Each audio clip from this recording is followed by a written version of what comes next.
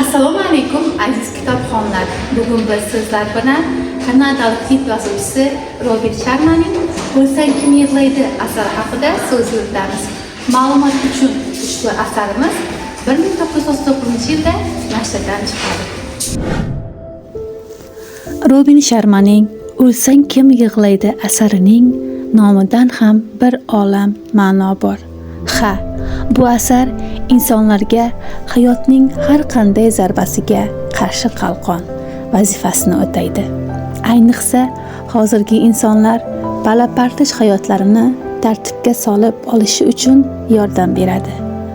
Bu kitob bir marta o'qilib, javondan joy oladigan kitob emas. Uni xohlagancha, xohlagan vaqtda o'qib, undan saboq olishingiz mumkin. Hayotingiz haqiqatan ham qadrli va mazmunlimi? Robin Sharma ushbu kitobda insonni ilhomlantiruvchi, hayotga boshqacha nigoh bilan qarashga undovchi 101 ta hayotiy saboqlar jamlangan. Sen tug'ilganingda yig'laganding, dunyo esa shod-xurram edi.